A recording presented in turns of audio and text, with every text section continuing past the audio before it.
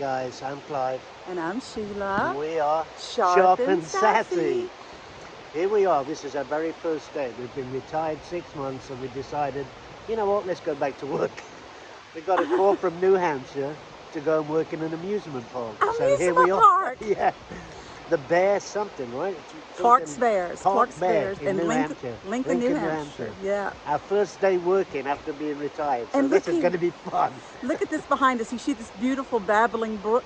The Babbling Brook, is that what it Babbling is? Brook, yeah. It's like a freaking rapids. This is right next to our RV site that they gave us for free. And they're going to pay us. And they're going to pay us to work at the We're going to let you know how this works out. And we get to tour all of New England that we want to do while we're here. Exactly. Perfect. Thanks, guys. Follow along. Bye. Bye. Seeing people and places, having fun wherever we go. Got no job and no schedule, we're just heading down the road. So say hello when you see us, we'd love to have you call us friend. We're sharp and we're sassy, we're on the journey that has no end.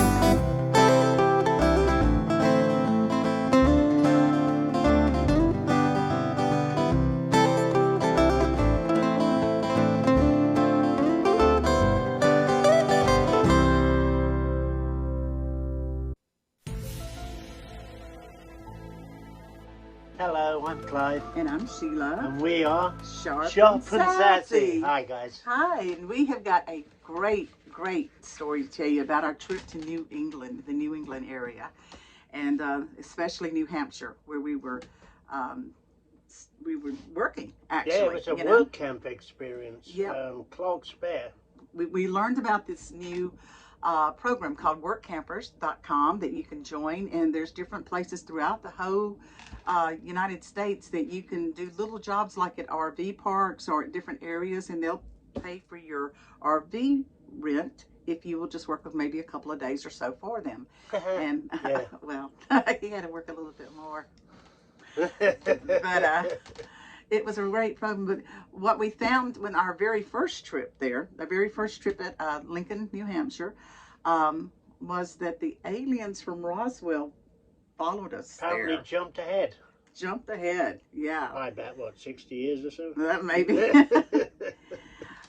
It turns out that about a half a mile from where we were staying, there was the first recorded alien abduction in the United States, or one of the first, and it was Betty and Barney Hill. Betty and Barney Hill, yeah.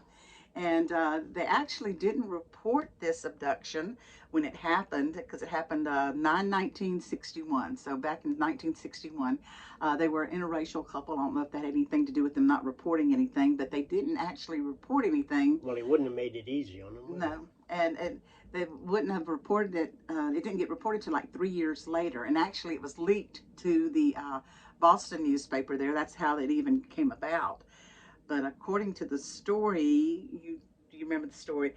They were riding home from work, and a cigar-shaped alien-looking thing appeared before them, and then 2 hours later, they found themselves in a different location, miles away from where they were, and they have no idea what happened in that 2 hours. Yeah, they lost 2 hours. Lost 2 hours of time, and were transported to a different place. So that's weird. If you ever want to look that up, and I thought that was kind of odd, right? Half a mile from where we are, the aliens are still bothering us. Yeah, we left the fake aliens in Roswell, and apparently there's real ones. Real ones in the mountains there, right? So that was a fun experience for us. The pictures here show that there's a little store there that's dedicated to that story. Yeah, a little convenience store. Yeah. And that's, so that was interesting. Check Very that out. interesting.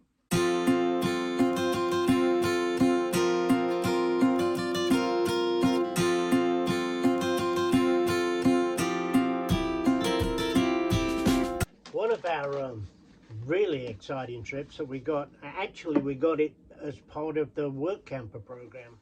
They gave us a passport so we could ride the attractions for free. As long as we was working. That was one of the benefits that we had with the work campers. I'll put this in real quick and I'll let you talk about the trains.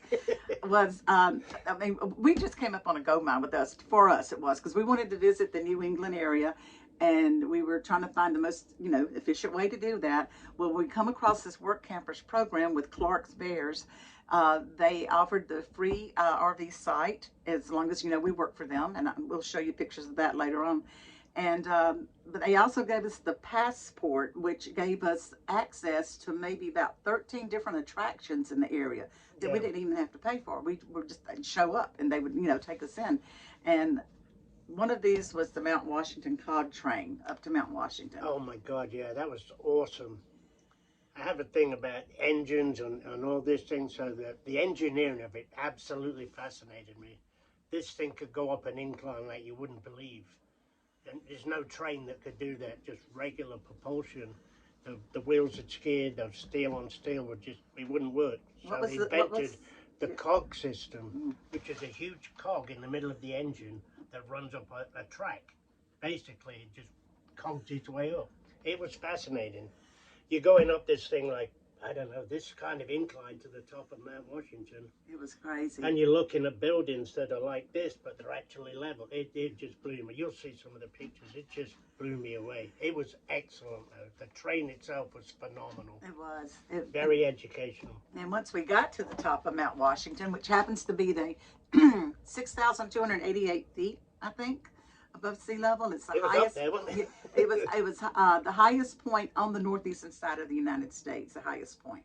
Yeah. So, and I bought this shirt to commemorate it. I don't know if you can see it. Yeah, he got high. I got high on Mount Washington, meaning the height. Similar to Colorado. Don't misinterpret things. No one can misinterpret that, right? Not a bit. Anyway, it was fun. So what was you saying? I'm sorry. I lost my train of thought. Go figure. Anyway, the degree difference between that. It was like 20 degrees different from the bottom to the top. Yeah, just in the and way. It was like, what, 25 minutes to get up there? Right? Yeah, at least 25. Yeah, a little bit more. Yeah, just it was straight train ride up to the top. Oh, wow. The temperature kept dropping the more you went up. And of course we were there in the fall, so they didn't have snow or anything at that time, so it wasn't freezing cold, because I don't like cold. No, there was a 20-degree difference from the bottom to the top. Yeah, it was. Cooler on the top, obviously. But the wind, they were talking about, this is where all the wind systems kind of come to meet, is at the top of that mountain, like the areas there. The highest recorded wind at that area was 213 miles per hour. Yeah. So, actually recorded at that point. Yeah, it was nice. Yeah, it was phenomenal. We saw pictures of it when it's in winter. Oh my God, I wouldn't want to be up there then. And another train we rode was the one at Conroy, and it was just a regular train ride through the backwoods and everything. It was really nice. We got to see a lot of the beautiful rivers and the scenery in the area there, so it kind of gave us a nice. So that was the train part. Plus, we were still in our peepers fascination. If you don't know what peepers are, it's people who go out and look at the changing leaves. We're official leaf peepers. We're not official. Anymore, I'm not, but yeah. We're official seen enough leaves to last me a lifetime. That's an actual word up there, a leaf peeper. You come to look at the leaves, you're a leaf peeper. I mean, they use it just like we use y'all in the South, leaf peepers. It's just a normal word. Like y'all? Y'all, yes, exactly. And my favorite part, though, of Mount Washington, my very, very, very favorite part was the Mount Washington Resort. Oh my gosh, this is a beautiful place. Which we wouldn't have known about if we hadn't took the cog ride, because the conductor on the cog ride told us about Mount Washington and what a cool place it was. So that's how we got there. We had to check it out, because it wasn't like, about half a mile or so from the rail station. And it wasn't far. It was beautiful. As you can see, all the pictures that we have here, it was just the most gorgeous resort. And it was a beautiful day. We sat out there on the terrace and had lunch. And then we liked it so much, we came back another night and had drinks in front of the big fireplace there. It was... it's our home away from home, right? Yes. That's definitely where I would like to go and just stay inside if it's wintertime. Look at the snow through a window or something. But it's actually a historical site as well, because in 1944, it's when the International Monetary Fund treaty was signed by all the nations there. They have like a stateroom there that they went in. Yeah, absolutely. It was awesome. And really good. It's signed by 29 countries, in fact. And also they had another little hidden gem in that. the cave. The cave. we unfortunately we went in, but it didn't open until 9 o'clock at night. Yeah. And too late. It was created back in as the a speakeasy. as a speakeasy Yeah. when Prohibition was in full force, and all the you know, high to dos, like what, the well-to-dos, whatever. Hoity-toities. Yeah, Rockefellers and that kind of thing. They always would sneak down there to get their liquor at this nice little hotel. So it was called the Cave. It looks like a cave when you walk in, as you can see in the pictures here. It was an interesting experience. I would have liked to have gone there when it was actually open. Yeah, Boston elites such as the Kennedys even went there. So it was a lot of history in that Mount Washington resort. So if you get a chance to ever look that up online, it's a beautiful, beautiful hotel. It really is beautiful. This room was the speakeasy of this hotel. I know, how cool is it? Where during Prohibition, the Rockefellers and Vanderbilts all came to have their illegal liquor. Nice. One of our little passport adventures was also to Loon Peak, where we were able to see all the leaves turning so beautiful at that time. And we rode this. It's like a cable car. Like a ski lift. Like a gondola. Yeah. I forget what they call them. Beautiful Loon Mountain and Echo Lake there. Absolutely gorgeous. And then we also got to go and hop the border. Oh, yeah. We went to Vermont. And we fooled around jumping across the border backwards and forwards until the cops caught me. We're good, though. We're back in the U.S. Yeah, they let us off. What are we talking about now? They're talking about our 6-week stay now at Clark's Bears. It was the most amazing little amusement park that in Lincoln, New Hampshire, that is just awesome there. We met the most fabulous people. Yeah. And the Clarks themselves are just wonderful, heartwarming people. We had the best time there. I got to work in a candy store. I know, believe it. You know, I like candy. And beautiful candy store. I got to work there like 2 or 3 days a week. Clive had a little bit longer stay. He had to do maintenance. And what was your main thing? The trains. He had to flag the trains. Yeah.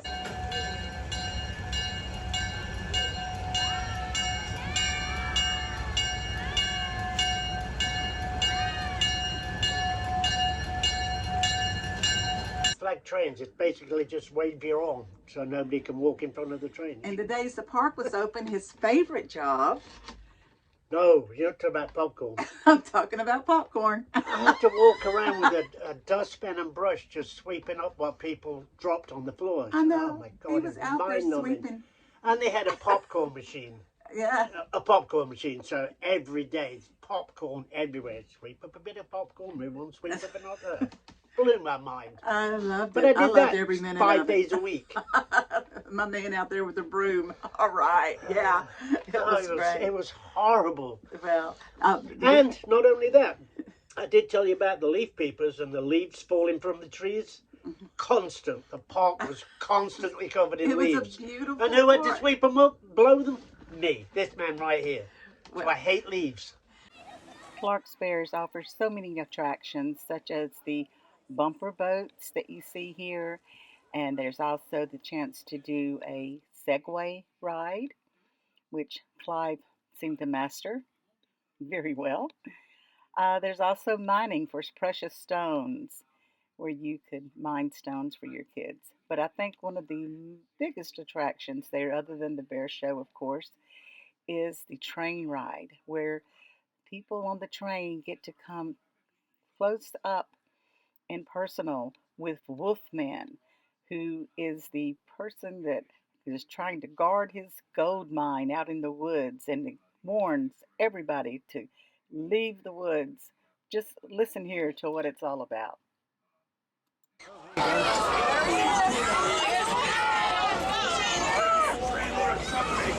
Trespassing on my land. It's a mine.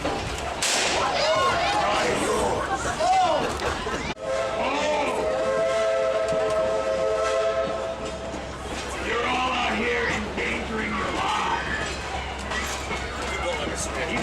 Well, it's Clark's Bears because the first bear They have a bear show there, and it is absolutely amazing what they can do with these bears. The first bear was purchased back in 1931, and the sons started training the bears back in 1949. Yeah, after they came back from World War II. And now up to 20 family members still work at the Clark's Bears, and I can't really do it as much justice as Murray, the one of the trainers, so I'm going to let you listen to him right now. And they'll tell you about it. Yes.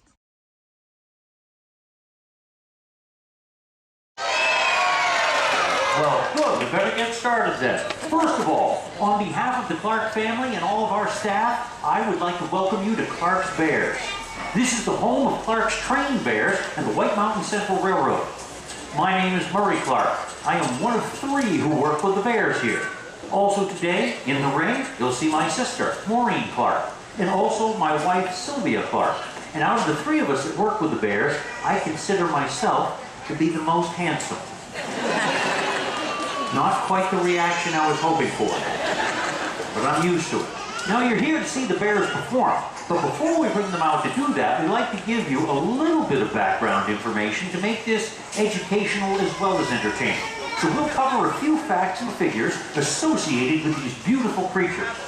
Now my family started business here back in 1928, originally known as Ed Clark's Eskimo Sled Dog Ranch. The main attraction in those days, those beautiful dogs of the north. About 1930, it was determined we needed something extra to draw in the summer visitors who were passing us by out here on Route 3. We acquired black bears, and we've been at it ever since. And we are New England's oldest family of bear keepers. Our entire experience has been with the North American black bear, Ursus americanus, the bear of America. This ring and these enclosures are just part of our bear's home. And at present, we have a total of 7. There are 2 on display over back here, and we have an additional 5 off property. Now, my personal experience with black bears began in this ring when I was 2 years of age. My father, Murray, had a pair of cubby bears named Sapphire and Pearl. We posed for a photograph right over here. I had my baby bottle, they had theirs. A few years later, like many of my family, I worked outside of the ring to help put on the show. And then during the late 1980s, I joined my father and sister here in the ring. And throughout all of these years, we've been asked a lot of questions about bears. Probably the most common one is, how long do they live? Well, the answer comes in 2 parts. Out here in the woods of New Hampshire, we currently have an estimated population of wild bears that approaches 5,000 head. And they're on the increase. We'll probably never know how many for sure, though, because every time they hold a census, no one shows up. However, they are very common here in the White Mountains. So, if you're here on a visit, driving down a back road, out there hiking, camping, fishing, you may see a wild bear. And if you do, please stay away from them. Don't try to get close. Do not feed them. And most of all, don't offer up a family member to have a picture taken with a nice bear. It ends badly for all those involved. And for the younger generation, that means no selfies. Hashtag bears bitey and it hurty. Now out here in the woods of New Hampshire, the Fish and Game Department tells us the average life expectancy for a wild bear is not that long. Somewhere in the neighborhood of 4 to 6 years.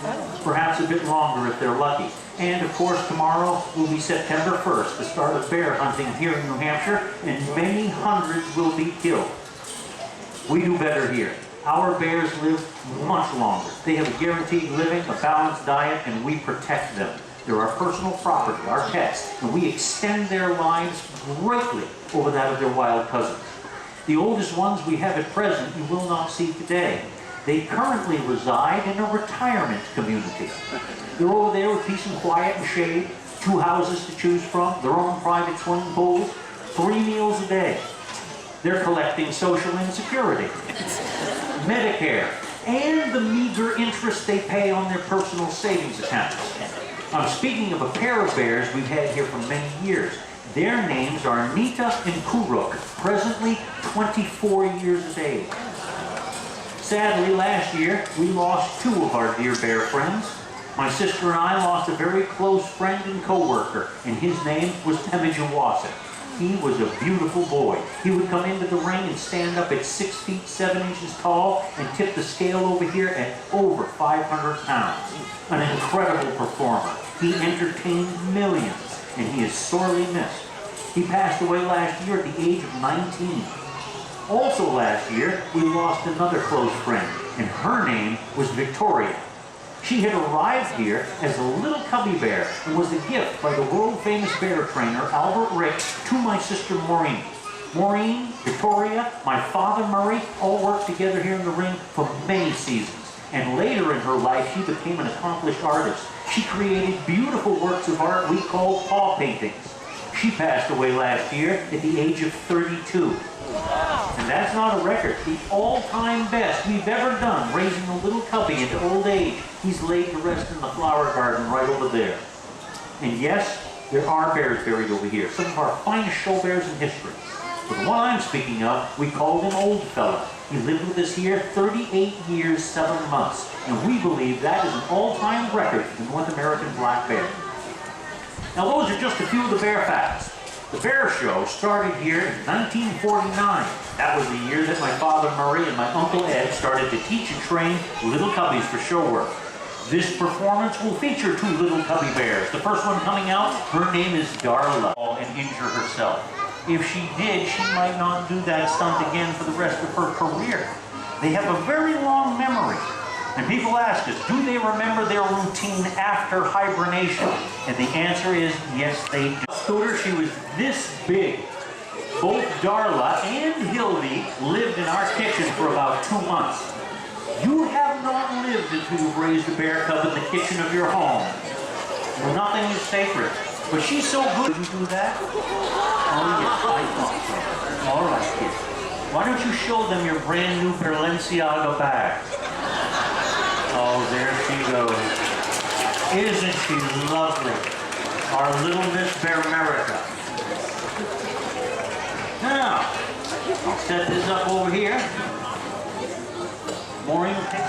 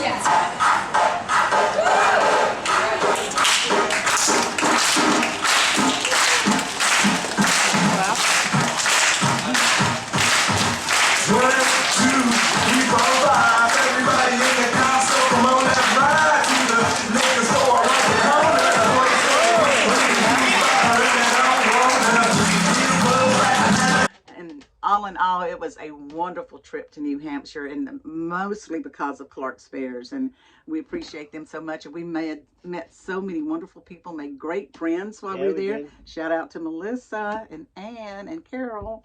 And you got a shout out to anybody? Did you say Melissa? I did. Oh, you did say Melissa. You got it tights now, Melissa. Yeah, she's adopted another child. I'm not. You know, but it was middle-aged child. Yeah, I do that. We had a fantastic time. New Hampshire, the leaves were absolutely beautiful. Don't mention leaves. They were gorgeous. Leaves. They were gorgeous. So if you get a chance to go, please do. Yeah, it was fun. I thoroughly enjoyed it. Thanks. I really did. Thanks for watching. Make sure you hit the like and subscribe button. Bye-bye. Catch our next one. Bye-bye. Wait, stay tuned to Clark's Bears singing Bear Necessities.